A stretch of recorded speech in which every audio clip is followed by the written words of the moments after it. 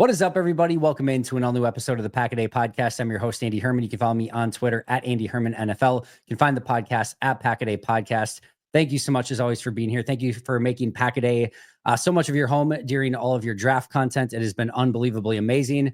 Finally got to the Luiges pizza on Sunday. Had the opportunity to celebrate that. The what I will call the quote unquote Matthew Golden crust was absolutely perfect.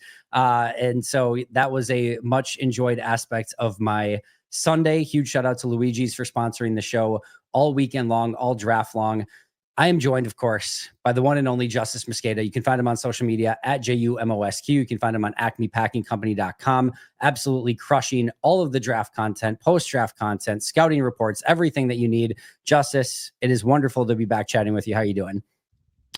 I'm doing great. Yeah, you reminded me, you were like, are we still on? I was like, I forgot what time is. Time doesn't exist right now. I'm just staring at a screen 24/7. It's 6:16 right now Pacific.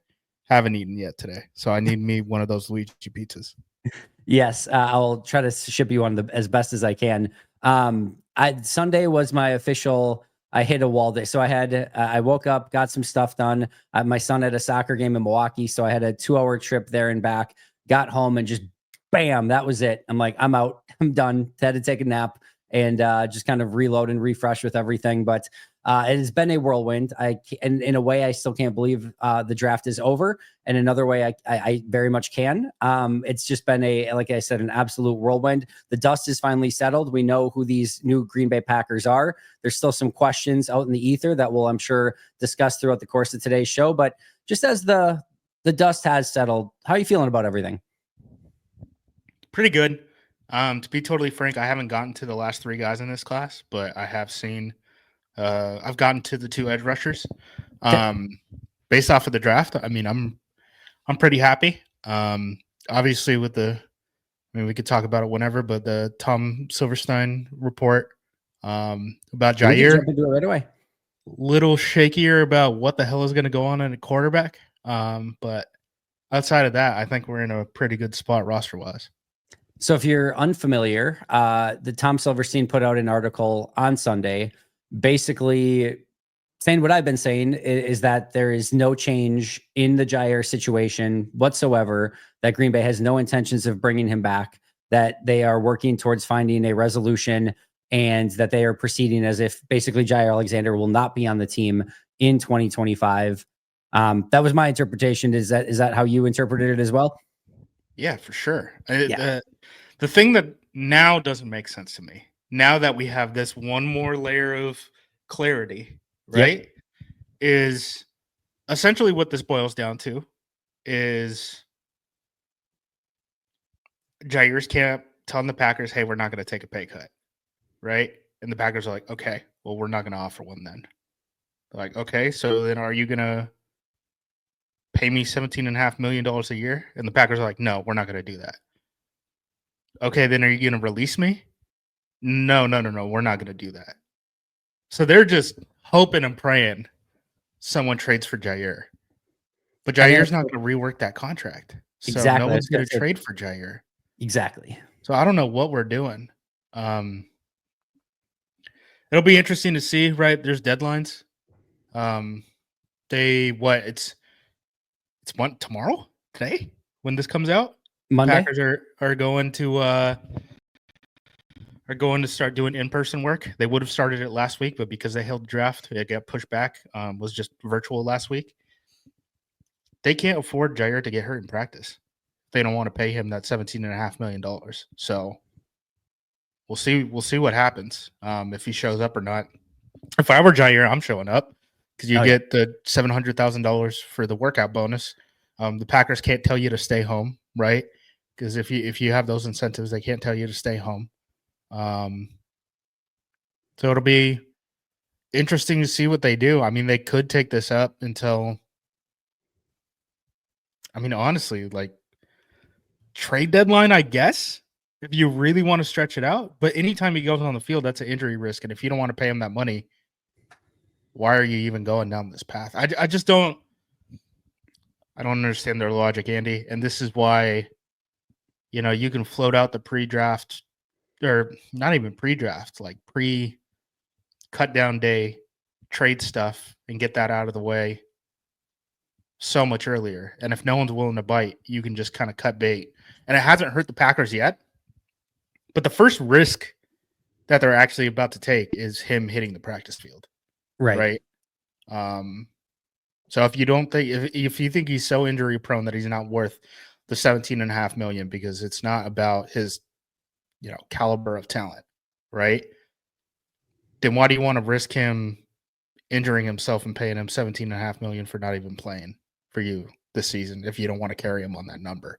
It seems like the brunt of the risk is being put on the Packers, not Jaire at this point. So a couple things. Number one, I can't think of any reason, but you're smarter than me. Can you think of any reason why they would want to June 1st release him rather than release him now? I don't think so. I don't think there's a reason to. I think that they have the money anyway now. They don't really need it late. Like it's all going to just be carryover anyway. I don't see a reason. I don't think it matters because of the carryover. Yep. I guess you could June 1 him if you really plan to, like, it just gives you some flexibility to like make a trade at the deadline. But again, I don't think it matters. So I think you could post June 1 him. Yeah, suppose you could post June 1st him anyway. So okay, that there's no difference there. So you're right on that. Number two is my gut feel, and this is just totally, again, just kind of based on what you're saying, but just kind of like, I wonder if this comes to a head this week as they do sort of like, if I think maybe Green Bay was trying to do everything they could to wait for a team that maybe didn't address corner in the draft or look like they, were going to need a corner after. And now they have one more canvassing of the league where they go through it, 31 teams and be like, you want this guy, you want this guy, you want this, can we work something out? And if there's something close, or even if maybe some team has been offering a conditional 7th and Green Bay's like, no, we need to do better than that. And now the conditional 7th all of a sudden sounds good enough or whatever. If not, I wonder if this just comes to a head this week and they say, all right, enough's enough. We're not going to have them do the workouts. We're not going to risk an injury. We're not going to have any sort of distraction. We're just going to move on this week. Yeah. And again, I think the Jalen Ramsey stuff that popped in late where, he's on the trade block and all that stuff too. Hurts them from a market standpoint, just the cornerback market. So, okay, let's say there's one team that needs a cornerback right now. I haven't done the deep dive into who's really screwed at that position at this point, right? Right. Been doing other things. But if their option is like, oh, yeah, we can get, Jalen Ramsey, then do you even have much of a market, right? You need several of these teams and for them to have a bidding war, right? You almost need 3 of these teams in the market, right? 1 to take Jalen Ramsey and 2 more to bid against each other. And I just don't know if there's 3 teams right now who are just like, we're so desperate at the cornerback position that we'll take on Jaire Alexander's $17.5 million contract. The only other thing that I would wonder is if they're trying to play hardball with Jaire to have him do the contract restructure with the team that's actually offering a trade. Because the one of the other parts of the article was Tom Silverstein said that they had agreed to a trade with another team. Another team had made an offer. Apparently, that was somewhat acceptable to Green Bay, and it was Jaire's inability or non-desire to actually restructure the contract. That shut down the deal. So I don't know if they're trying to play hardball and be like, hey, there's a team that's willing to restructure with you right now. We can make this thing all go away. You can get out of Green Bay. We get what we want. Just figure out a restructure with them. I don't know if that's what they're trying to get out of this too, but it seems like a very awkward situation. Because like, what are we talking about, Justice? Of like in an absolute insane best case scenario, a 6th? Like, I don't know. I can't. A 5th. Yeah, at a crazy best. Yeah, would be my guess. So I don't know that that's like, again, and that's a crazy best case scenario. I would guess it's more of like a conditional something, but who knows? It just feels like if this is going to be something that is an injury risk / headache, just bite the bullet. I'm with you, and I think I would have tried real hard to convince Jaire to take a pay cut. And it seems like that's not a road that the Packers ever were really willing to go down. That would have been my priority number 1, keep Jaire don't keep the $15 million per year salary. But yeah, I think the hay's in the barn at this point. If we don't get a move this week and Jaire shows up and he's doing stuff on the field, again, the Packers are taking all the risk now. And at what point are you like, you're trying to squeeze blood out of a rock, right? Like, dog, it's a 5th round pick, man. Yeah, it's not that necessary. A couple other things, just because I've posted for a while now and I've talked about for a while how I don't think there's any way in which Jaire is back. And then we get the article today from Tom Silverstein. Anytime I talk about it, it seems that there is some portion of the fan base that is very upset by this, or that doesn't believe it, that doesn't want it to exist, that believes that there's some sort of just each side of the coin is maybe calling each other's bluff, but eventually they're going to work something out together. Let me start there. Is there any world at this point, we just got the report from Tom Silverstein today, where you see that this could still reconcile and could somehow lend itself to Jaire returning to Green Bay and playing this season? I guess, but it's not looking good. No. Right? Just seems like Jaire doesn't want to take a pay cut. I mean, I think that's what it boils down to. And then if he's not going to make the 17.5, he wants to be able to choose wherever the heck he wants to go. Right? So, I mean, actually, this doesn't make sense because this is not how things work. But like, maybe there's a world where Jaire gets released and then the Packers happen to be the highest bidder on a potential re-sign. But yeah, now we're in the realm of like really rare situations and scenarios. Yeah, that's not usually how things work, because like, even we've talked about this with like practice squad guys, right? And if you're in front of a coach for like 2 years, they know your talent ability, right? So whatever you're getting from them, love, money, all that stuff wise, right? After about 2 years, and if it doesn't satisfy you, you try to get in front of a new set of eyes, right? So like if Jaire signs on a 1-year contract back in Green Bay, what is the potential that they are then from that point forward going to give him another big extension, right? Versus if he did it with another team. And I think those are probably the conversations that they end up having. So I don't know, man. Like, yeah, I can't figure out one. Yeah. The other thing that I wonder a little bit here is I wonder if Green Bay cares less about the trade comp and more about having some level of control of where he goes. Like, I wonder if there's legitimate, like, and again, if you've made the decision that you're going to move on and he's not a value add to your team, then maybe you have less care if he goes to Minnesota, Detroit, Chicago, or whatever. Like, you've made that decision already. But I wonder if they want some say of like, we know if we release him, there's a decent chance he ends up in the division, or even like in the scenario that you're mentioning, like he probably, if he's upset with Green Bay, he'd take $1 million less to go play for somebody that's playing against Green Bay because he feels slighted or whatever. I wonder if there's any piece of that where it's not just the trade compensation, but they want some level of control so he doesn't end up in the division or a team in the NFC like Philly, or that they could see down the road in the playoffs. I guess, but when we talk about trades and stuff, right, how often do we have to remind ourselves, like, it's not about the player, it's about the contract, right? And once you let him go, you have no control. You got no control of that. So whatever team sign him to is whatever team sign him to. If you wanted him to have a bidding war, buddy, the time for a bidding war and the NFC North getting priced out was not April 28th. No, it was well before. Right. It was when everyone had cap space and the New England Patriots, had like $100 million in cap and all that stuff. So, yeah, again, a lot of this stuff hasn't made sense. And I wish I knew more. Let's touch base on the last part of that, the part of it not making sense. Cause I think you alluded to it earlier. And the thing that most fans, I think, are maybe perplexed, frustrated, disappointed by is the fact that they've done nothing at corner. I mean, obviously Nate Hobbs is a very large something. I think you could make the point of just saying in general of like, hey, Ballantyne, Stokes, Rochelle are gone, and Hobbs is some level of replacement for that side of things. But now Jaire is gone, and you don't have a Jaire replacement. Not that he played a ton anyway, but there just hasn't been maybe enough done at corner from what people would have liked to have seen done.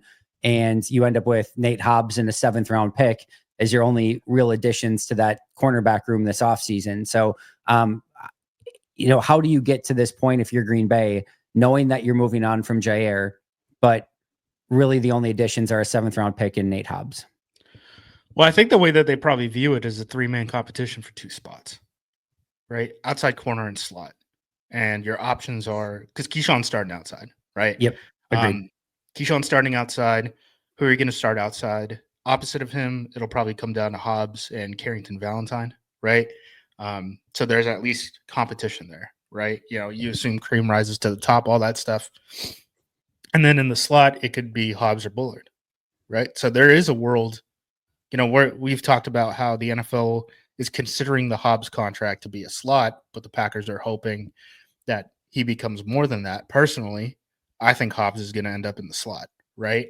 But there is a world where Hobbs does well enough outside that he ends up beating Carrington Valentine, and Javon Bullard takes that next step, and they're like, okay, those are our 3, right? My biggest worry is the depth still. It's not even necessarily starting corner and outside corner number 2. It's just still the depth. They can get through with one injury, right? Like if they're playing, if Carrington wins the outside job and Hobbs is still in the slot, right? Carrington goes down, Hobbs can kick outside, and they can bring Bullard off of the bench. Yep. But one more guy goes down on the outside, like if it's Keyshawn and Valentine, if it's Keyshawn and Hobbs, right? Any of those combination of those 3 guys. If we get 2 injuries there, that's when we're talking about like a practice squad guy coming up and having to start for you, or the kid out of Tulane. I haven't seen him yet, so I have no opinion on the guy. I know he's straight line speed on you look at his RAS card, he's all straight line, no wiggle. Yep. But that's testing. I haven't seen the film. It's similar. I don't think you want to start a rookie 7th round pick if there's 2 injuries at the position. So I think they could be in the market. I don't know if they'll be in the starter market though. I think they'll be in. Yeah, I think they'll, if they add a guy at corner, I think it's like steady Eddie depth addition. We're taking a swing on a guy who gets released at cut down deadline, or trying to poach a Russell Douglas, taking a swing on one of those guys, right? Rather than like, let's go get Jalen Ramsey. I don't think that's on the table. The weird part is like I was looking through, and it's really hard to find a player that makes any sort of sense as like a corner that could potentially step up and play if you wanted him to, but also that like has special teams value. Like you could find potentially somebody like a Kendall Fuller, who has played obviously a decent amount for Miami, who like if he's like your number 3, number 4 corner, you're probably fine with it. But I don't know how much special teams value he's going to give you, and he's older, and like I don't see that really being the direction. Asante Samuel Jr. is out there. We've got injury problems, neck issues. He's not a team's guy. He's small. No, for sure. Yeah, not a team's guy, and not a great tackler either. So he doesn't really make sense. Then you get into like a tier of players of like, well, all right, who's a potential like reclamation project that could play a little bit? Like the only thing like I could even get close to is Caleb Farley, the former 1st round pick by, I believe, is the Tennessee Titans, who has played 333 total snaps since 2021, and there's just not real, there's not a ton of upside or value there. So I'm just seeing if he actually even played any teams. He played 55 snaps on special teams this past year. Actually had a good PFF special teams grade, 75.8, 74 snaps in 2022 with Tennessee. But again, he's been a terrible corner. He's 6'2", 197. But again, now we're really scraping at things here, Justis. I'm with you. Depth at corner is something I'm not comfortable with on this team. I think that's probably it's depth at corner, depth at D tackle, and depth at linebacker. I'm worried about injuries on the defensive side this year for sure. Yeah, we're in lockstep completely. And the offseason is not over. It doesn't have to be a free agent signing. They can explore trades now that teams have added a bunch of players to their roster, and some team might have a surplus of a nose tackle, especially after 1,000 defensive tackles got drafted this weekend. Some team could have a surplus of corner. Some team could have a surplus of linebacker. Well, speaking of linebacker, I don't know. Did you see Isaiah Simmons emoji that he posted? Yeah. What? I can't tell which one. Like, is that good for the Packers? Bad for the Packers? I don't know. That's what I was wondering too. I think there's a cheese underneath like one of those propped up traps. Like traps. Right? Yeah. So it's like a cheese trap. So like you would think like if he's going to get the cheese, that would be a bad thing because there's a trap. Or is he setting up the cheese, which would be bad for the Packers? I don't know. I saw that and I was like, I'm not going to spend 20 minutes of mental energy trying to figure out if this is a pro or anti-Packers situation. I'm going to say it's pro. I'm going to guess that he signs with Green Bay this week is my guess here. I will say, okay, linebacker. Super interesting from just a raw numbers perspective from the Packers 91-man roster. Good said that they had struggles only keeping 5 guys. And now they might look at the what's his name? Colin Oliver as a potential linebacker. Yep. He didn't do as much of that in college as people think. Like people think of him as like hybrid linebacker, edge rusher. He was like 50-50 2 years ago at linebacker. Other than that, all of his snaps have been as a designated pass rusher, defensive end, right? So I'm not sure I'm there with them on that. Like maybe he could be the Isaiah McDuffie backup in 3 linebacker sets or something like that. But he's not like he's never going to play nickel sets. No, he's never going to play nickel sets for them. That is not who this guy is. Although, did you see my Raz card of him at corner? Yeah, I saw that. He's athletic, baby. I'm starting to look. I'm looking at any options for. I obviously said it very jokingly, but he's a 9.5 Raz at corner. So there's your Preston Smith replacement, Justice. I need him lining up next to. I need a photo of him next to the 225-pound cornerbacks that we got out of FAU or whatever, because they got to be similar on the field. I forgot about that. There was somebody who posted. I haven't looked into this at all, but there's somebody that posted that he has actually added more weight, and that there was some talk of him changing to something like a linebacker, that not like a corner. So maybe he's another off ball, and not that again you're expecting. He played true cornerback at FAU. That is crazy, dude. Yeah, he didn't play in the slot. He didn't play safety. That's really interesting.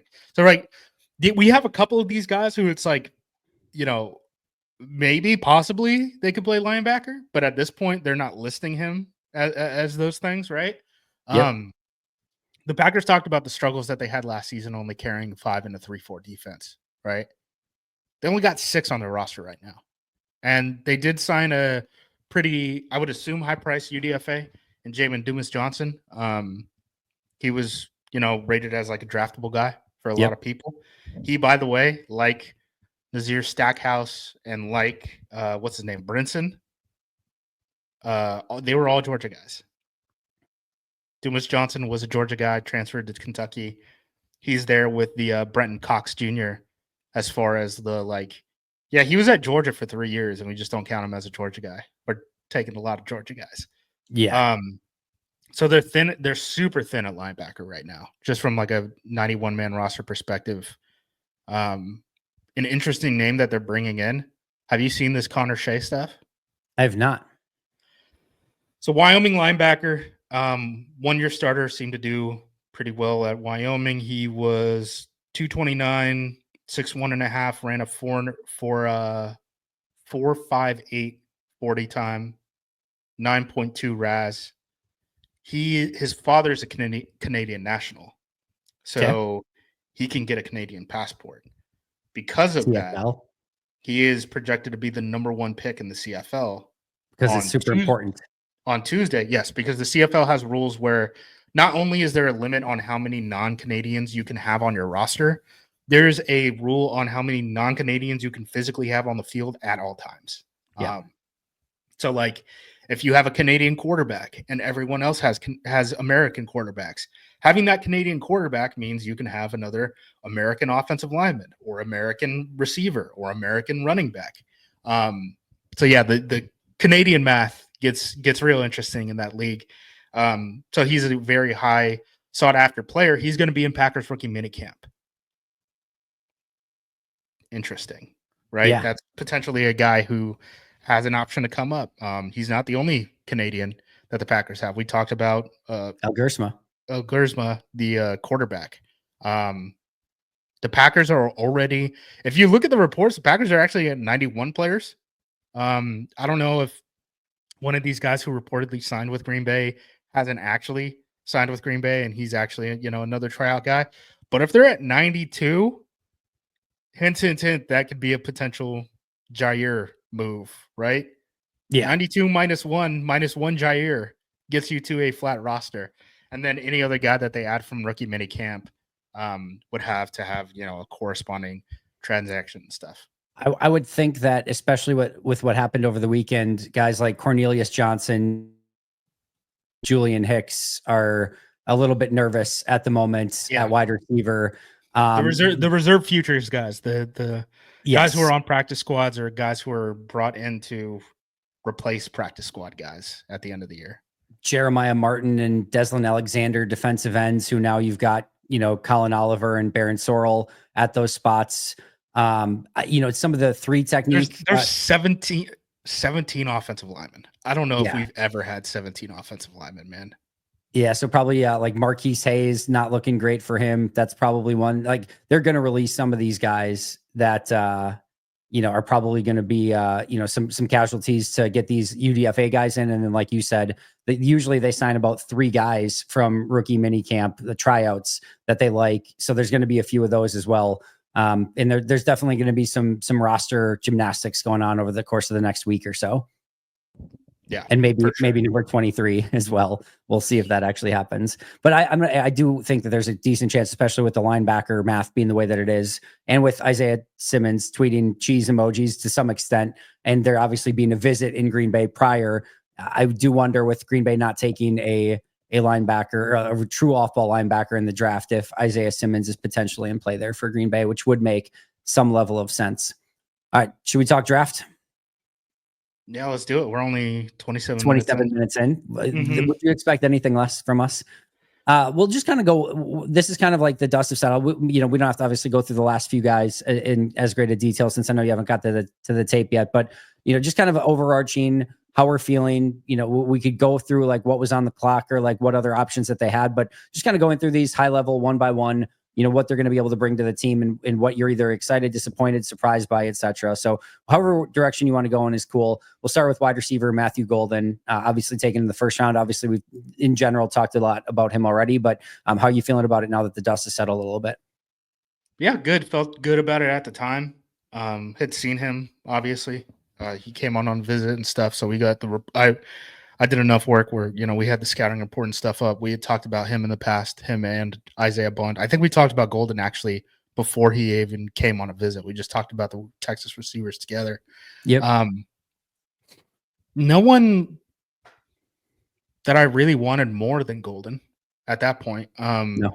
As far as how the draft shook out, I thought they would have had more options at D tackle in that spot. I thought potentially a Shamar could have dropped. I think Shamar could have been in play for a trade up at 18 if he had fallen one more spot. But I would have thought, based off of where people had him going, like Derek Harmon, Kenneth Grant, I thought there was a chance that those guys, or a good chance that at least one of them would be on the board at 23. I think I said this on one of your streams before, but like we all liked the defensive tackle class. Everyone recognized that it was like the strength of the NFL of this draft. The NFL liked it even more. These guys flew off of the board. Tyreek Williams going in the first. The Texas kid that I brought up, and it was like I was told this is a sleeper guy for the Packers. In the first round, depending on how things shake out. The Texas kid went like 41st, and he was graded like 71st or something. These guys flew.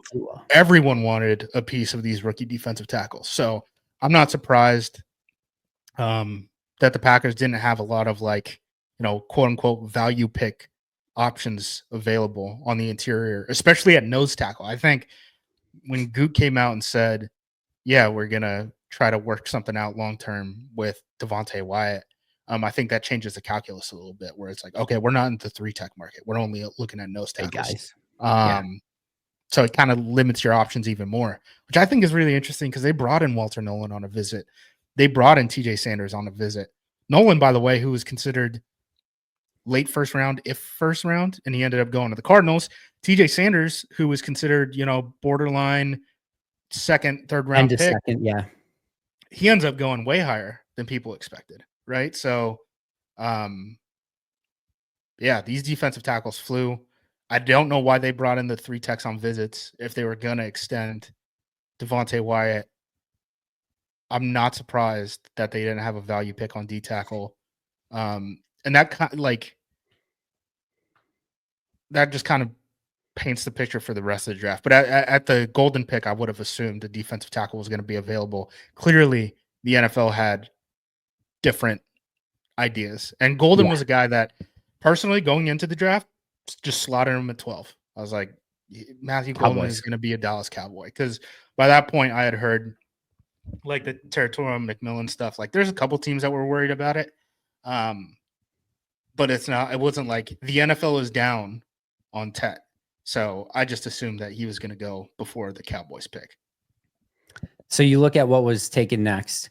I don't think there's any interest probably in taking Donovan Jackson out of Ohio State at that spot. They certainly weren't going to take Jackson Dart.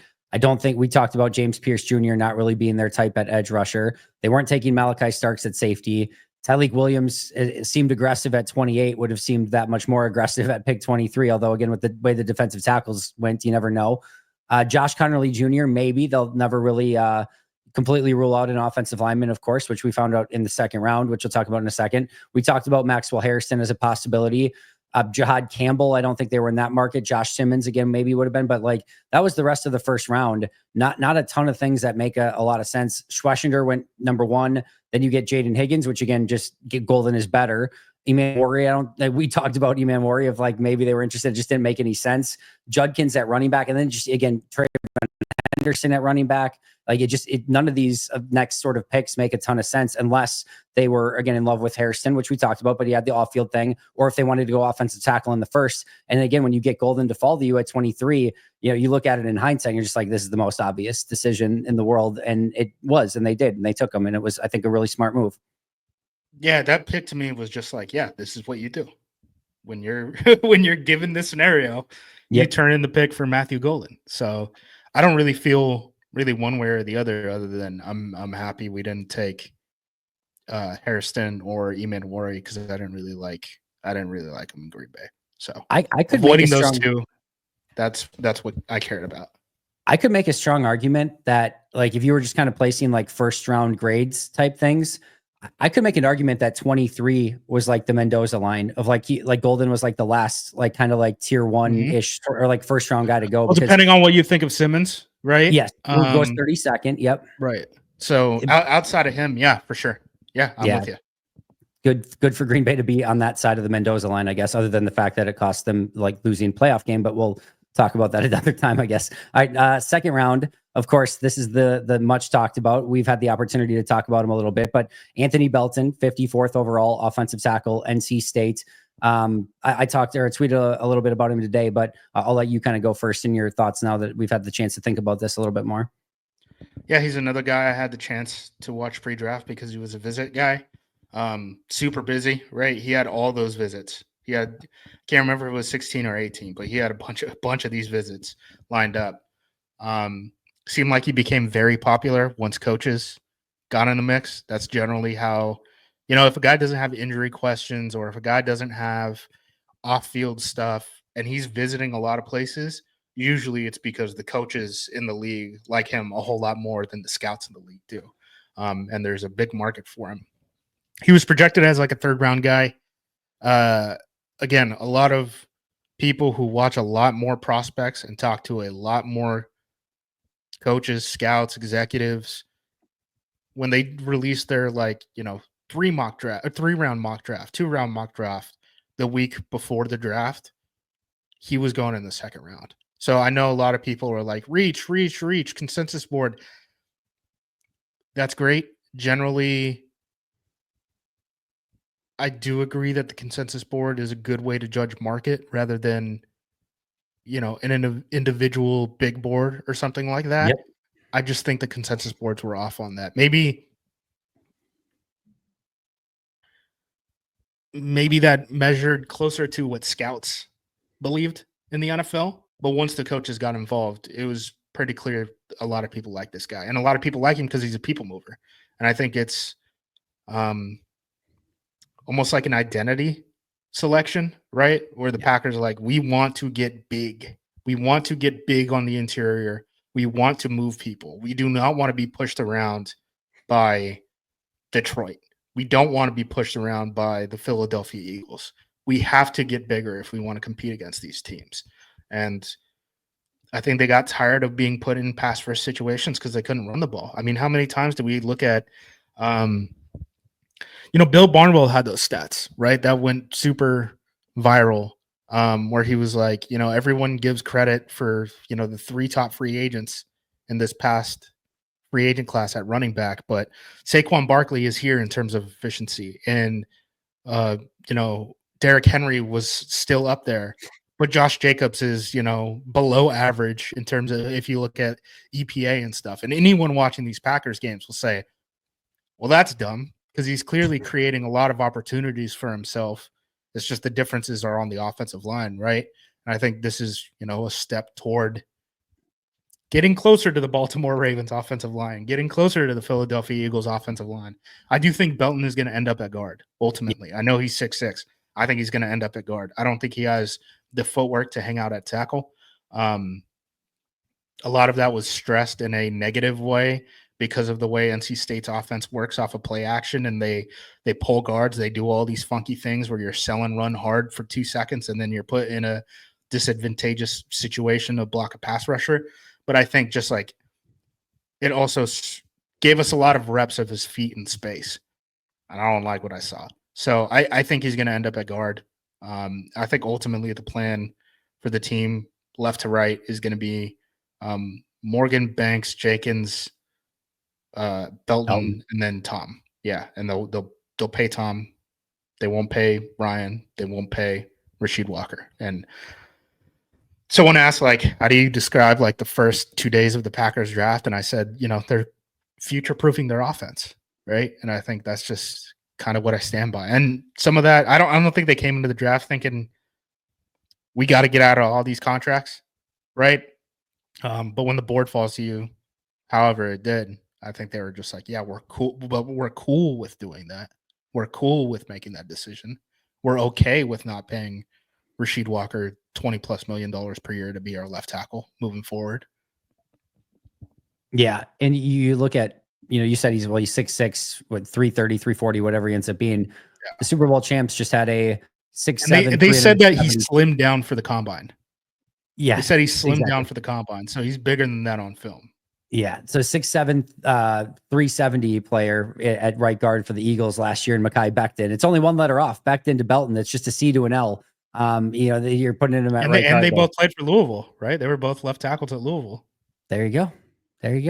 So, yeah, we'll see. I like it the more and more that I've watched him. And I liked him even going in because I loved his demeanor. I loved his physicality. I loved his nasty. I loved all of it. And I've said for so long, like Green Bay just needs a little bit more of that, whether you want to call it a TJ Lang mentality up front or whatever the heck you want to call it. You have to have a couple of those guys. And I love it. And he'll crack skull. He'll genuinely crack skulls. Yeah. Like even in pass protection, when he's looking for work, he's gonna finish you. He's gonna murder a 3 tech. Yeah. Right. Like he's going to like physically injure that guy because of the violence that is coming his way if you leave him, on a 2-on-1 type of situation. I am genuinely excited if things go. If things hit like the upsides or whatever, a interior offensive line by next year of Banks, Jenkins, assuming they continue with him at center, and Belton at right guard has me very excited about that interior of the offensive line in the future. Like some legitimate movement skills, opportunities to maul some people. Like I am legitimately excited about that interior if it gets to that point and they hit their upsides in the course of the next couple of seasons. I think it'd be really fun. And when Detroit is spending on first round pick on a nose tackle that they don't need, right? I don't think they're going to let down on this whole we're building on the lines thing. anytime soon. Chicago is a team that this offseason, I mean, they've damn near spent all their assets, right? Up until the draft, I guess, but they damn near spent all their assets on both sides of the line. Everyone's trying to get bigger. Everyone's trying to get tougher in the NFC North. So you can either, there's an argument, right? Do you zig when they zag? Or are you like, we're gonna zig, we're gonna keep up with them, right? So yeah, I think they chose. They don't want to be the small finesse team when everyone is trying to get big. They also want to get big and keep up with the Joneses, kind of.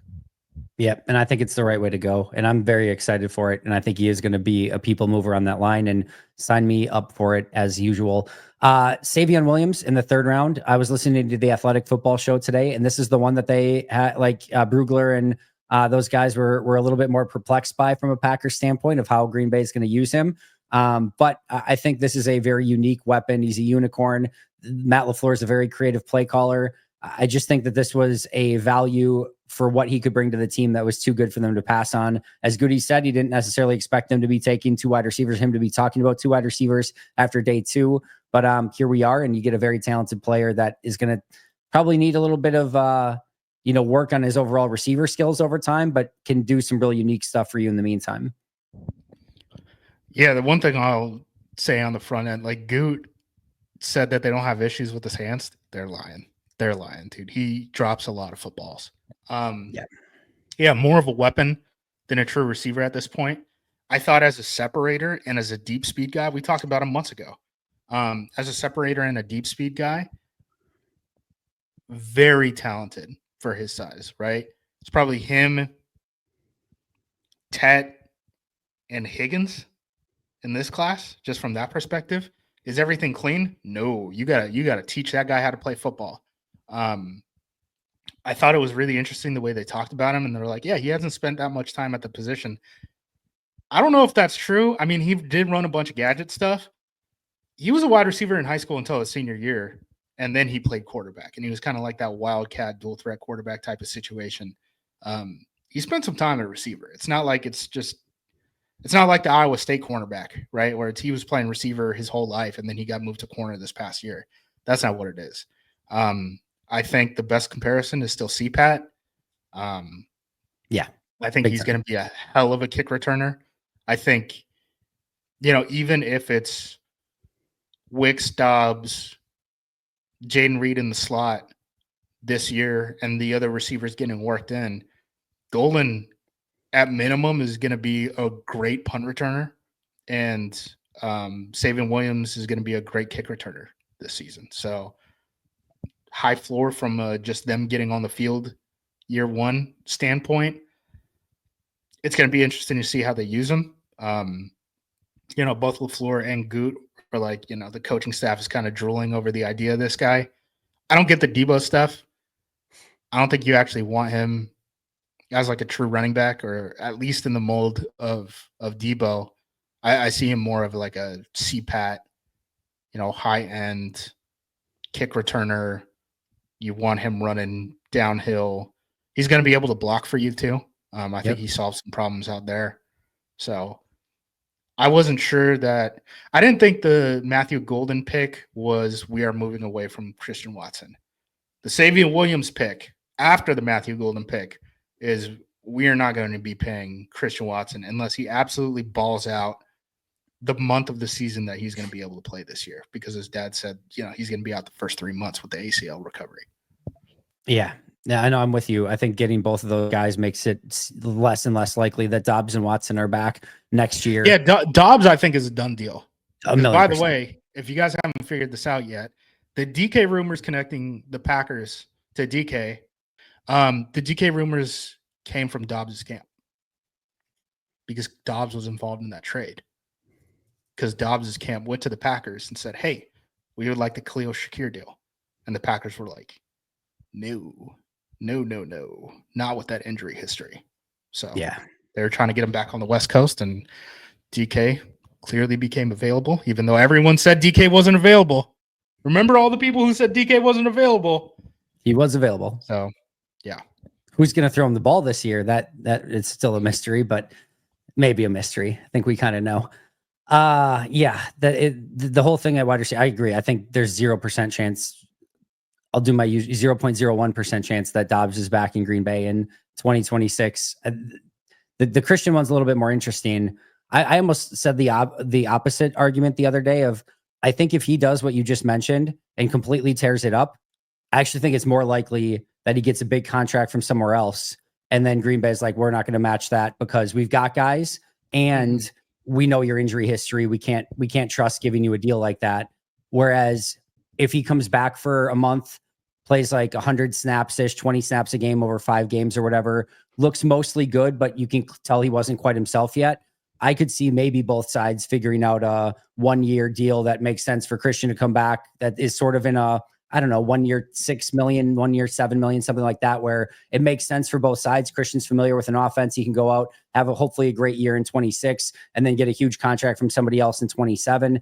That feels to me like the straightest line to him finding a way back. But either way, it's the more likelihood is now, I think, that Dobbs and Watson are probably gone in 2026. Yeah, because you're going to return a receiving room that at minimum has Wicks, Reed, Savion Williams, and is it Savion Williams? They kept saying Savion. I don't know if that's right. Yeah. And then Matthew Golden, right? So someone being wide receiver 5 in that room is going to be nuts.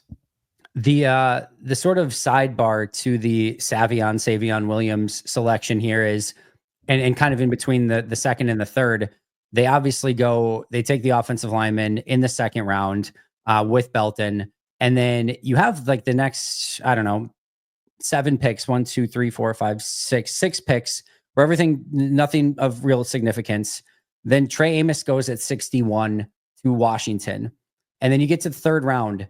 And prior to Green Bay taking Savion Williams, you have Darian Porter go pick 68 to the Raiders.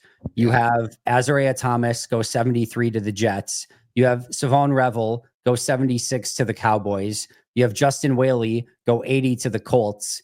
You have Jacob Parrish, who I don't think they would have been interested in anyway, but he goes 84 to Tampa. And then Noel Williams, who I think maybe would have been somebody they were interested in, go 85 to KC. And that's 2 picks before Savion Williams at pick 87 to Green Bay. You had a massive run on corners between really Trey Amos at the end of round 2 and Noel Williams, right 2 picks before Green Bay at 85. And I think if they were maybe thinking when they're on the clock in round 2 of like, oh, there's like 7, 8 corners that we like left, or probably more like 5 or 6 maybe, but that they like, and hopefully we can get one in round 3. That did not come to fruition, and pretty much all of them went off the board before Green Bay selected in the third round. Yeah, and a lot of those guys were frankly reaches if you're looking at consensus draft board. Yes. Wise, right? And a couple of them didn't really fit the Packers. If the Packers like, say, Savon Revel, right? They brought him in on a visit. They were familiar with the medical situation. He was a top 20 talent. So if they would have been okay with that, right, they probably would have taken him in the second round. Yes. And he was just gone. The only one that's a surprise to me at that spot would have been Trey Amos. Trey Amos was the only cornerback that really made sense to me. Azariah Thomas was a little too slow, right? We were talking about a couple corners who were small, guys who are injured.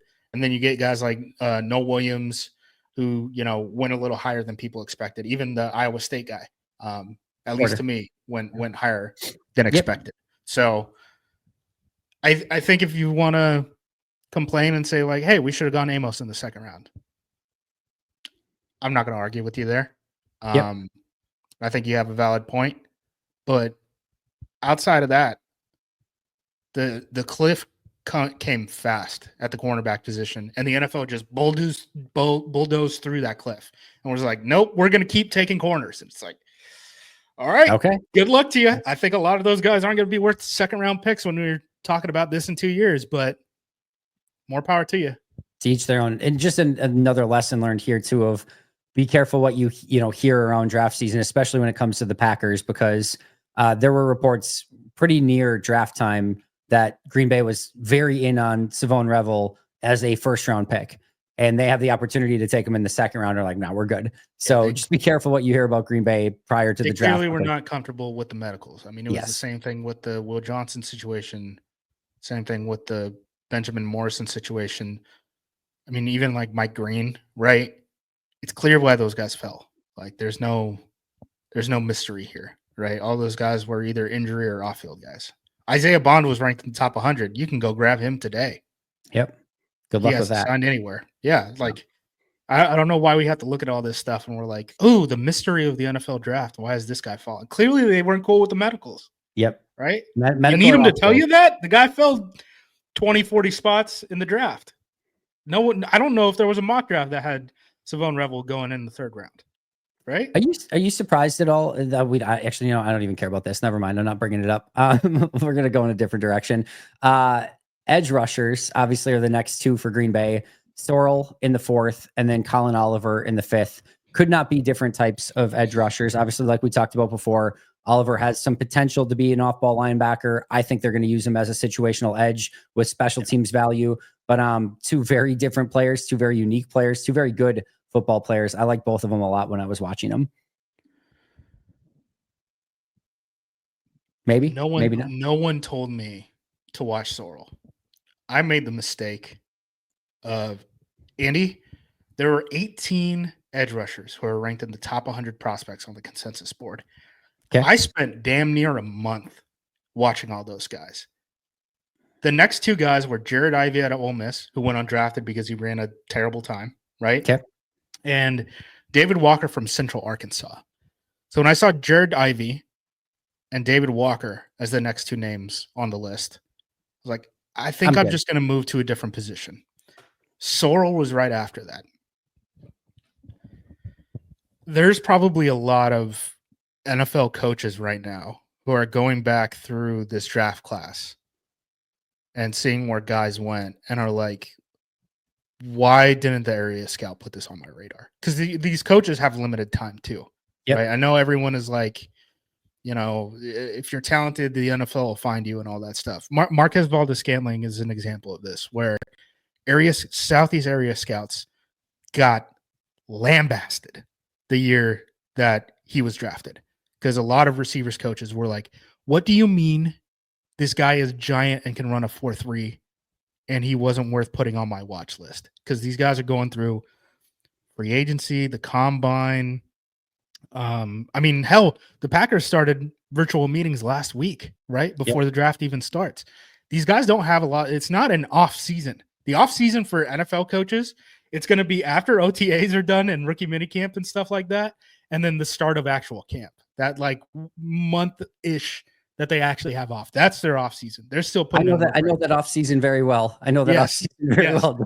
Yes, but I think people who are fans just think of like, okay, the season is over. No, you're just thinking about the draft until training camp starts, right? I mean, you just have time off. That's not how it works. I think that because of the volume of edge rushers in this class, especially at the top end of this class, a guy like Sorrell fell. This guy is a clear top 100 selection, and I didn't get to him, right? And I told you, I watched edge rushers for a month. I didn't get to him. This guy's usually a second round pick. That's amazing value to get at, what was it, like 127 or something like that they got him? It was, I can tell you right now, it was 124. Yeah. Andy, I went through Mock Draftable, which is a website that my buddy runs. It was kind of like RAS before RAS, right? I love doesn't update it as much anymore. Yeah. It's great. The spider chart. Mm-hmm. The spider charts. Since 1999, here are all of the edge rushers who match Sorrell's height, weight, speed. I'm counting that as 40 time. Yep. And bend, his 3-cone. Trayvon Walker, Lucas Van Ness. We could talk about we'll that see. Situation there. TBD. Montez Sweat. Good. Jason Owe. Good. All but Lucas Van Ness have had double-digit sacks, right? All of those guys have been drafted in the first round. The next two guys are mid-round picks. Andy, who are examples of good mid-round pick edge rushers? They don't come around very often. No, there's not a ton. We talk about edge rushers or quarterbacks, right? If there's a good one, that's how many the NFL is going to take in the first round. Give me 2 mid-round edge rushers who have panned out. Oh boy, when was Bryce Huff selected? I think he was a UDFA. That's a funny one though. Okay, think higher. At least I'm taking that. Kabir Bajabiamila was a one. Aaron Campman was one that was a. I'll give you the last 2 names on this list. Okay, Danielle Hunter and Trey Hendrickson. Whew. Okay. So the group of guys, again, height, weight, speed, bend of the caliber of Sorrell. Trayvon Walker, Lucas Van Ness, Montez Sweat, Jason Owe, Danielle Hunter, Trey Hendrickson. Only 6 guys. 4 of them have gone in the first round. All but Van Ness have posted double-digit sacks in the NFL. This guy should not have been there. It's going to be great that when we look back at that list of 6 players 10 years from now, that the only 2 that didn't work out were the ones that were drafted by the Green Bay. I'm just kidding. No, but that's exciting. History says, man, like, yep. Again, we talk about it with the combine, right? When we do like combine preview stuff and people ask me and they're like, edge rushers, what matters? If you can run in the ballpark of a 4.6, 4.7 and you have a 7-second 3-cone, that's what we're looking for. Checks the box. You watch his film. I went through his entire season last night, Andy. This is one reason why I've only watched the top 2 day 3 picks in this draft. I went through his whole year. Yep. I think during the Arkansas game is really where things started to make sense for him. Where that week, I don't know if it was that game or that week, but he made a couple plays early on in the Arkansas game. I know you liked one of these tweets at like 2:00 in the morning, my time, which is just insane your time, where he's getting triple teamed. He's getting the tackle, he's getting the tight end, and he's getting the running back by the 4th quarter of that Arkansas game. From that point on, he's making 3 drive killing plays at least minimum per game that just derails offenses. My question for him, he's reportedly very strong. He's a guy with a 425-pound bench press. He does not play like that consistently. There are a lot of times he has a violent stack and shed where you're like, yes, this is first round pick, right? This is a first round pick. And then there's a lot of times where he's supposed to be holding the edge and he's getting kicked out and he's not doing much. I think he could do a little bit more of activity as far as hands go. I need him to play a little bit stronger on the edge. I know it's goofy to say because he's got a 450 or 425-pound bench press. I'm not getting close to that, Andy. This guy should have at least been a 2nd-round pick. One of the things that and he has no physical limitations. No. One of the things that Brugler pointed out, they asked like all the draftable players from Texas, like all of them, if you could bring one player with you to your team that was from Texas, who would you bring with you? And he said literally every one of them said Barron Sorrell. He's like every single one of them to a T is like, no, I'd bring Barron with me. Like, again, that has nothing to do with on field. That's just more of like that's the type of character player that you get from him too. He's literally, we talk all the time, Justice, about like checking all the boxes, but like productive SEC school, the height, weight, speed, athletic profile, high end character. Everyone loves the kid. Yeah, you start running out of reasons as to why the 123 players went before him. And that's why I kind of painted the picture of sometimes edge rusher, or, sometimes positional coaches get busy, right? Yep. And they don't have all the people that they need to watch in front of them because that's the only thing that makes sense to me. The only alternative narrative I can paint, because he's been a healthy guy too, right? He's played 30 straight NFL or 30 straight college football games, last season in the SEC, is the whole no red flags is a red flag thing. This was a kid who's very smart. He was originally committed to Northwestern. When you look at, so he's a Texas native, so it makes sense that he went to the University of Texas. But if you look at the schools that he was down to from like a recruiting perspective, it's Northwestern, it's Virginia, it's Vanderbilt, it's Texas. So he was clearly looking at high academic institutions and stuff like that. And sometimes NFL coaches you guys watched that damn interview, right? I didn't catch it until last night when I was watching this kid. I I didn't start tearing up, but you get the emotions of the Yeah. like it was about to happen. Like, Yep. I actually got to that point. I'm like, I don't think I can watch anymore. I'm like, I think I'm good. Like, I'm like, I got like halfway through it, and I'm like, I get the gist of it. Everyone's is emotional. I'm like, I'm good. I'm ready to go in a different direction now and start watching film again, because I'm like, yeah, this is very emotional. so that kid clearly cares about football, Yes. right? But sometimes these kids who are very smart get hit with the fair or unfair, get hit with the questions about, does this guy care about football when he's a bright dude who could obviously do something else in his life, right? That's the only alternative narrative I have for why he is available. He should not have been there. This is, it's funny because we give, letter grades to draft picks and stuff. Everyone wants instant reaction. Like, this is, to me, A plus plus plus plus plus plus draft pick. This guy should not have been there. This guy should not have been there. One of my hot takes is I started going through pre-draft and watching through these like top 100 players and whatnot, was everyone was talking about the defensive tackle class, and it clearly was a very, very talented defensive tackle class. And my biggest takeaway over and over is like, why are people not talking even more about this defensive end class? There are so many unbelievably talented defensive ends in this class, where you get Landon Jackson in the 3rd round, Braden Swinson goes in the 5th round, Birch goes later. Like, I'm like, you're seeing guys, Tuamalu, I mean, Sawyer goes later. Like, you're seeing guys that I think in other drafts would have been 1st or 2nd round picks go so much later in this draft. It was one of the things that I was really stunned by as I was watching through it. And that was one of the real interesting things. And I think Green Bay was the benefactor of that by getting Sorrell here in the 4th round. Yeah, I mean, we've talked about the corner market, right? We talked about the defensive tackle market, where the NFL was just like, to hell with wherever the consensus has them. Like, we're just going to push through. We're going to just keep taking these guys. And I don't care if they're banged up or hurt or they have off-field questions or any of this stuff. Like, we're just going to keep taking these dudes. So yeah, edge rushers end up falling. And again, I watched 18 of these guys, man. I spent a month watching edge rushers. I did not get to this dude.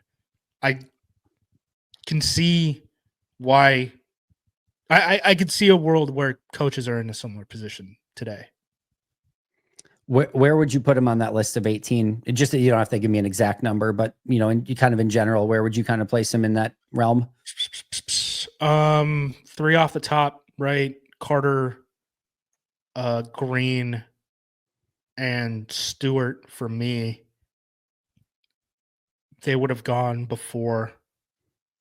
Michael, I would have, because he's so young and he was 20 years old. played so badly at Georgia. But like,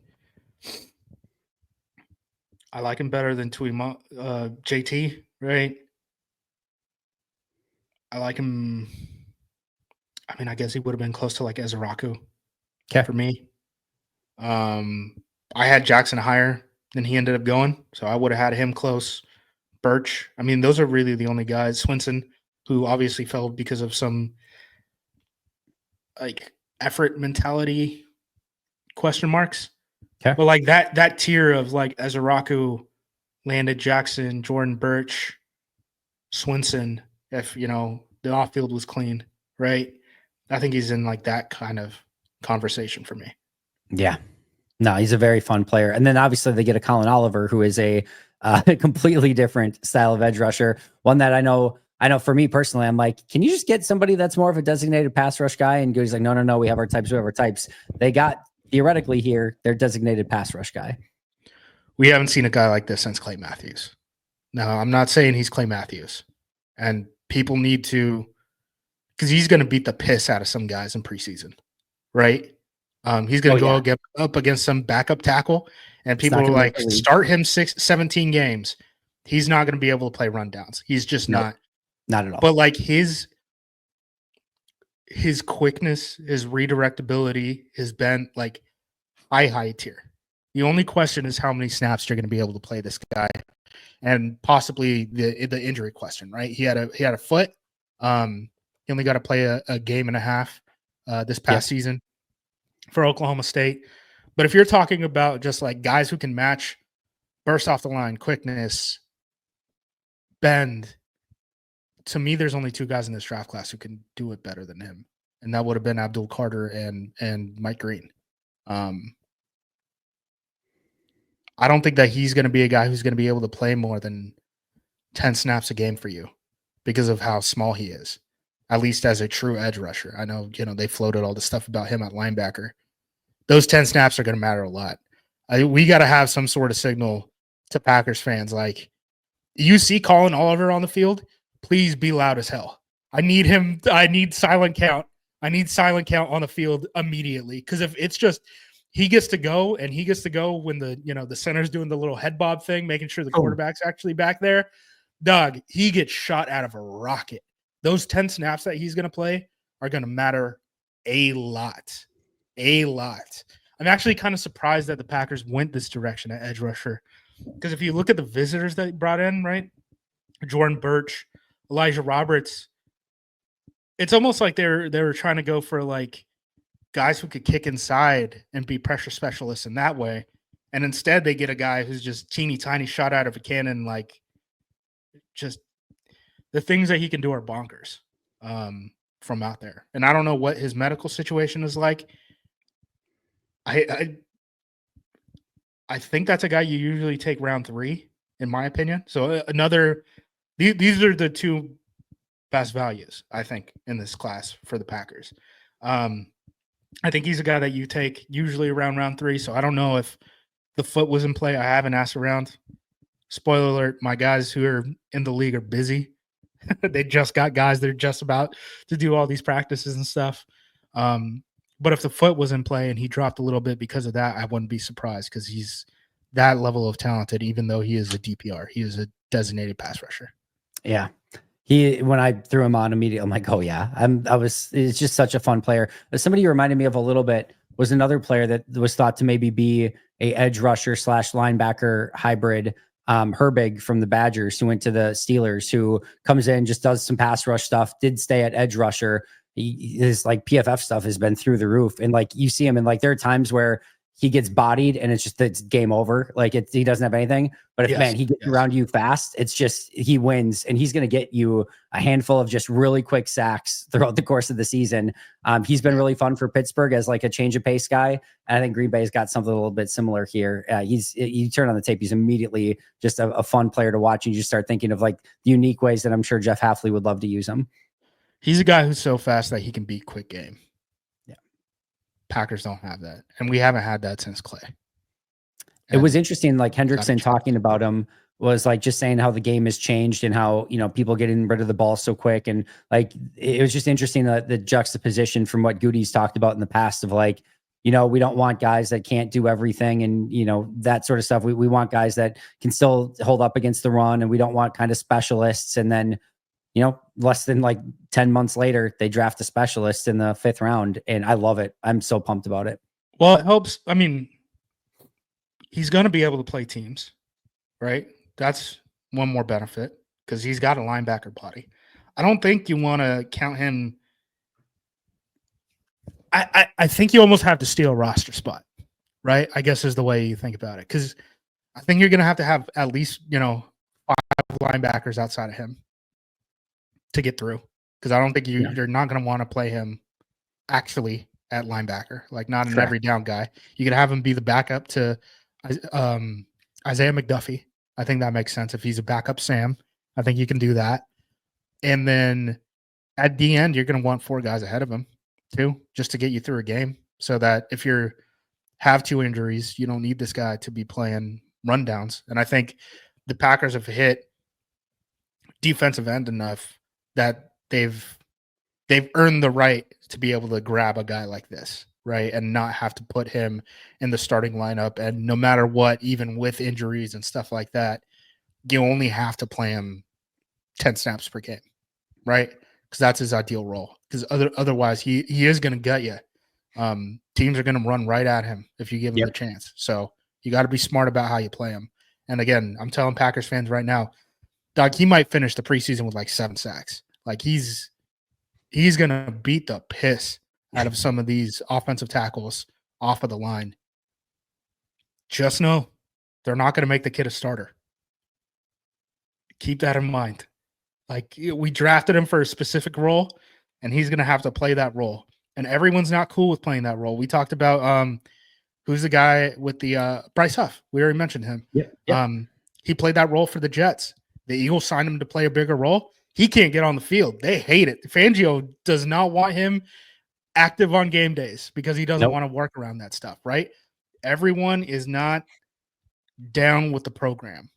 The Packers seem down with this program. I'm excited to see him rush the 10 snaps a game and get 4 pressures off of those 10 snaps. Did you see? I posted this. Do you know how many times he got to rush the passer this past year? Not much because he went halfway down through the Arkansas game, right?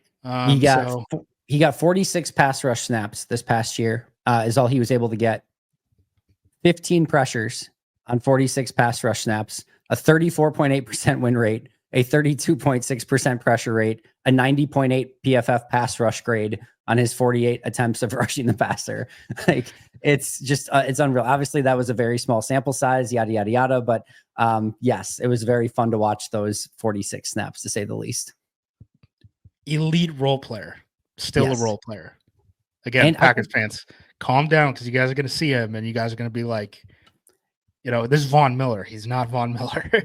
No, here's the thing though. Like, can you get him to 20 snaps a game by getting 10 on special teams and 10 on defense though? Yeah. I thought you meant 20 on defense. And I was like, no, you're not going to be able to. But yeah, you're going to be able to play him on teams. You're going to be able to play him on teams. He's athletic and he's 240 pounds. Why can't you play him on teams? He's got experience at linebacker. I think he translates to teams better than he does true linebacker. If you told me he was one of these bizarro guys, like who was the Viking that did punt coverage? Was Everson Griffin? Everson Griffin, yeah. It was a punt gunner as a punt gunner, like 250 or whatever. If you told me it was like this bizarro guy, maybe that's where the corner RAS score comes in. If you told me it was like this bizarro punt gunner at his size and speed, like I wouldn't completely put it by him. Like that's the kind of crazy guy he is. But no, he's a really fun player. I'm excited about him. As we wrap up here, Justice, I know we got to get out of here, but Warren Brinson, Micah Robinson, John Williams, I know you didn't have a chance to watch the tape in totality yet, but just kind of overarching thoughts on how they wrapped up the draft. Yeah, one's a pilot, right? And one's a aerospace engineer major. So what do the Packers know, dude? Are we going to the moon? Are we claiming it? We getting the G-force flag on the moon? Yeah, it's you know how all the like teams are now getting international areas that they like get to claim. Yeah. Green Bay's claiming space is what they're claiming. Let's go. Seen a little bit of Brinson in passing. I know a lot of people are questioning whether he's actually a nose tackle. He can play nose tackle at the next level. How good of a nose tackle he's going to be, I need to watch more tape. But just because he was lining up at 3, like Jaire Williams was lining up at 3 tech for Georgia. I don't care where the hell these guys end up playing their guys. I don't think that's what that means moving forward. I do think that him and Nasir Stackhouse coming in together is a little interesting. Think of that as the Dark Knight pull stick scene, right? You just break it in half. Those two fight against each other. One of them is going to end up being the Packers nose tackle too, because they need one of them to be their nose tackle too. Yep. So that's kind of my thoughts there. Corner, glad we hit it. Glad we're adding more competition there. Was hoping that 3 guys between the 2 practice squad dudes from last year who were draft picks and this Tulane kid would be fighting out for 1 spot on the 53-man roster. Now it seems like if they really are going to move on from Jaire, those 3 are going to be fighting for 2 spots. I like that a little less. Don't dislike the player because I haven't seen him. Don't dislike the position being hit. And then, John Williams, just more competition on the offensive line. That's going to be another bloodbath of a position. We already talked about it. They have 17 guys under contract on the offensive line right now. It's going to be tough for all those guys to even get snaps in practices. So I wonder what we see there. Wouldn't be surprised if they drop down a couple of offensive linemen, maybe like a cornerback or defensive line, honestly. Defensive lines, particularly the edge rushers. Wouldn't be surprised if they cut some offensive linemen, defensive ends this week. And add some more competition at linebacker with the Canadian dude, quarterback with the Canadian dude, and then, maybe some receivers. They always like to have a ton of receivers just to have people to throw to, especially if you're going to work out 4 quarterbacks, right, instead of 3. So I'd kind of assume that that's the range that we're going to get for what the Packers roster looks like after rookie minicamp. I think the only two notable UDFAs from a making the roster standpoint are Dumas Johnson, because we talked about, the linebacker position stuff already, and then Nasir Stackhouse, because I think he's going to be battling with Brinson. Again, just kind of a little interested in the 225-pound cornerback. Oh, what the hell is that, man? What the? I'm going to throw on that tape just for fun. Dude, you're a sicko, dude. Where'd you even find this guy, dude? You're nasty boy, dude. Brian, you're nasty, dude. Where'd you find this guy? I'm going to be interested to see if there's any position change. When I get to mini camp, the first thing I'm going to be looking at is when the roster, they give us the roster of what position he's listed at, and just see if there's any unique things like that. Micah Robinson, by the way, 5'10", 183, 4.38 40. Sam Shields, 5'10", 184, 4.3 40. Let's go. Undrafted guy. Now, Sam Shields had a 7.43 short shuttle. Micah Robinson had a 0.79 for percentile. So, sorry, a 4.19 short shuttle for Sam Shields, a 4.55 for Micah Robinson. Just about the worst short shuttle you could possibly have. So, not exactly the same. But if Green Bay, perspective, like Packers, when they look at offensive line stuff, they're looking at like the 4.75 range. Yes. So. Yeah, it's not much better. If they could ever find a corner, though, like they did with Sam Shields as an undrafted guy that could somehow come in and play really well right away, this would be a great year to have. Need it. Yeah, I'd like to cash in the briefcase if that's possible. Yeah. Me as well. All right, final thoughts, Justice, state of the roster, anything Green Bay needs to do next, any direction you want to go? No, man, thumbs up on this draft. The guys that I've seen, I really like them. I'm going to dive into the other guys a little, I guess, later in the week for when you guys are watching this stuff. I like the process. Pay attention to visits next year. I don't know. Like, people hit me up and they're like, you wrote like 15 reports and 5 of them were draft picks. How'd you do that? What do you know? And I'm like, just pay attention to the visits. Savion Williams, I got up because the Packers have like a specific type at receiver, right? Yep. Just they're telling you. Pay attention. Pay attention, man. No, it's yeah, they have types. They have players that they like to bring in for visits. And maybe some of them are subterfuge. Maybe Walter Nolan the entire time was somebody that had no interest in drafting. Yeah, that's the only question I have from their visits this year is just, why'd you bring in the 3 techs? Yeah. If you wanted to pay Devontae Wyatt. I don't get it. Maybe it was just fake. Maybe they did want to, throw off the scent of some stuff. But then, dude, why do you say that the week of the draft that you're yeah, that's basically true. out of the D tackle market? That's true. I don't know. Market. I don't know. They're a unique breed, these NFL general managers. You never quite know. Although, like we just said, Goody sometimes wears it on his sleeve, and you can tell sometimes exactly what he's going to do. All right, Justice, where can we find all of your incredible work? AcmePackingCompany.com. I have written at least 50 pieces since the start of the draft day, or since the start of day one of the draft. Getting into these guys now, I'm sure that we can touch on the later round draft picks that I haven't seen yet next week. But if you want, an early look, I'll probably get post up on them whenever I watch them at APC. Keep your eye on the rookie minicamp stuff. I'm sure they're going to bring in some weird guys. Like I said, there's already 2 notable dudes, right, between the Canadian quarterback and then the potential #1 CFL pick. So whenever that stuff comes out, I'll deep dive into some of these guys and see if they're any interesting or if they're just, sort of bodies. Because what the hell else am I going to write about, Andy? It's April 27th. So we get to do potentially, if it happens, you get to, break down Isaiah Simmons if he comes to Green Bay. If Jaire is cut, I mean, the contracts, they're going to have to make the decisions about these contracts with Devontae Wyatt and Quay Walker soon. So I'll tell you what I'll do. I'm assuming rookie minicamp is going to be this weekend. It's usually the Friday, Saturday after the draft. They said this weekend. Oh, they did say it? Mm-hmm. Okay, because I was asking around and I couldn't get confirmation on anything. So awesome. So I will be there. I'll for sure be there on Friday. I'm almost positive I'll be there on Saturday, but I'll tweet out as much unique, random, fun stuff as I can possibly find. So you have something to write about this week. Justice, I cannot thank you enough. I mentioned Luiges earlier. I also want to shout out Habish, and Rotier. They've done an unbelievable job of partnering with us all throughout the draft season. And of course, serious injuries need serious representation. And that's exactly what you get with Habish, and Rotier. They've recovered millions for clients across the state of Wisconsin, because to them, getting you the compensation you deserve is not just a game, it's a commitment. When you call Habish, you're going to talk to a lawyer directly. Their number is 800-242-2874 or 800-2HABISH, or you can find them online at habish.com. Habish, Rotier, national reputation, hometown service. Visit habish.com for more information or call 1-800-2HABISH. Make sure you're supporting those two wonderful sponsors of ours, both habish.com and of course, Luigi's Frozen Pizza. Justice, I can't again thank you enough for all of your work over drafts weekend. Again, go find him at acmepackingcompany.com, on social media at JUMOSQ. You can find me at Andy Herman NFL and the podcast at Pack-A-Day Podcast. That's going to do it for us today. But until next time, and as always, go Pack Go.